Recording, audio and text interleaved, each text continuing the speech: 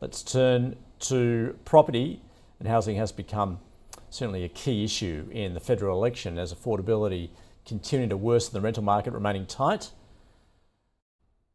What are the major parties offering? Well, Anthony Landahl joining us from Equilibria Finance. Good to see you again. Nice to be in the studio. Of course, we're in the home stretch for the election.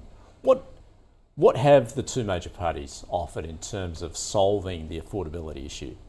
Yeah, as you mentioned, housing has become front and centre, and both the parties have had some major policy announcements. To break it down into, I guess, demand and supply, the Labor Party is looking at expanding its Help to Buy scheme, where they essentially take an equity stake in first home buyers' properties. And they're also looking at expanding the first home loan deposit scheme, where the government will underwrite home loans up to 95%. So essentially that enables first home buyers to borrow up to 95% of the property. That's, I guess, the Labor Party's demand side. From a Liberal Party perspective, on the demand side, they're looking at enabling first home buyers to use up to $50,000 of superannuation. They're also looking at working with APRA to potentially reduce the serviceability buffer from 3% to 2.5%. And they're also looking at mortgages of up to $650,000 of a mortgage being able to be the interest being tax deductible, which could be up to $12,000 a year. So they're really focusing on the demand side. They're really focusing on trying to help first home buyers in terms of how much they can borrow and the capacity to get into the market. Is it a double-edged sword what both are providing at this point? Because obviously looking to get first home buyers in there, but is likely to put upward pressure on prices? That's the risk. They both also mentioned supply side initiatives. The federal government, as we know, has their $1.2 million homes in 5 years signature scheme. That's on track to be about 400,000 homes behind. And they've also got their a future housing fund of $10 billion for social and affordable housing from last election that still hasn't delivered a house.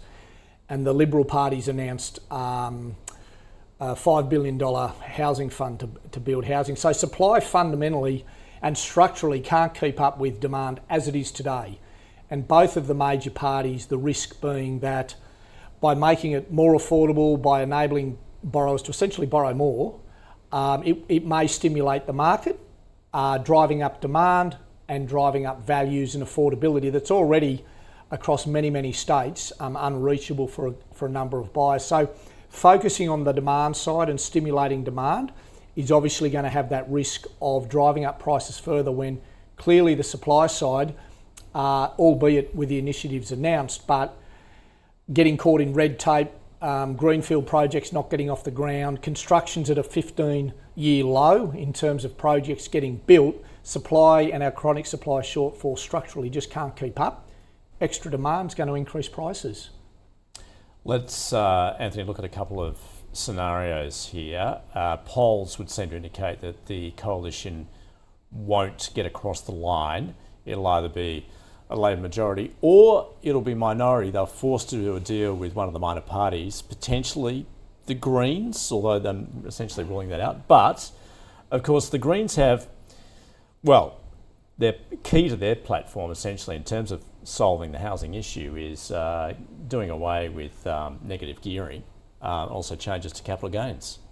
Yeah, the Greens, if a deal is done in terms of having a minority government, this could come into play. So it is important that it's been raised. The Greens are essentially saying that they'll make changes to current investment property tax benefits around negative gearing and around the CGT concessions.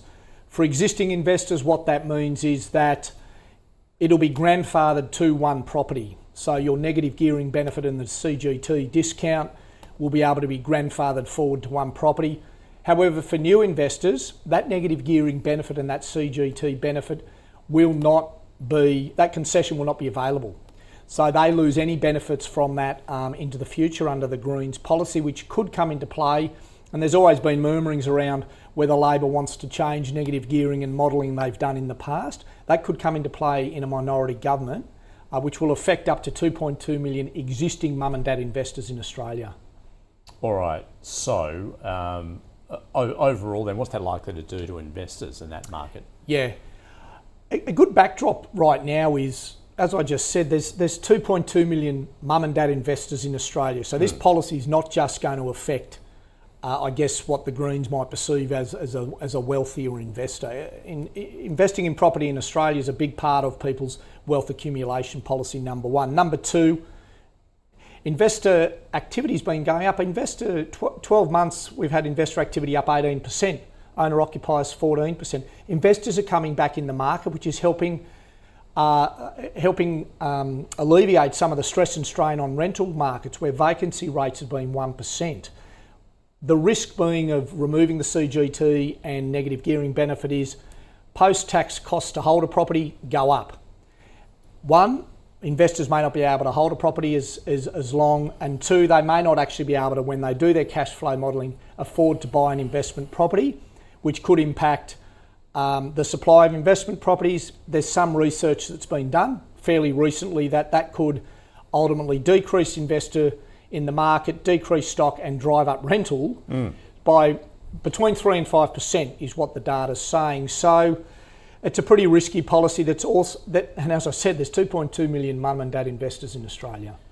How is monetary policy influencing investor behaviour at the moment? Obviously, we've had the one rate cut. Expectations are going to get another one next month. That may well depend on what we get today as far as the latest inflation numbers are concerned. But it appears perhaps that first rate cut was enough to motivate sellers, but not necessarily buyers. Yeah, that's a good comment. I think some buyers are getting ready to purchase. I think a lot of buyers that we're seeing are looking at what can we afford. They're seeing interest rates come down. There's some fixed rates now getting in and around the 5% mark, which we haven't seen before. So yeah, I think we're looking at a rate cut in May and maybe another one or two. There's varying arguments around that. Inflation data comes out today. But in saying that, investors are back into the market for a couple of reasons. Lowering the interest rate obviously helps them in terms of their cash flow. A lot of investors have had the challenge of holding their property through the rising rates. The other thing we've seen a slowing in the market. A lot of investors backed out when we had those when the property market was so bullish and the prices were going up so much. Some investors were capturing equity to buy their next in property, but investors did come out of the market.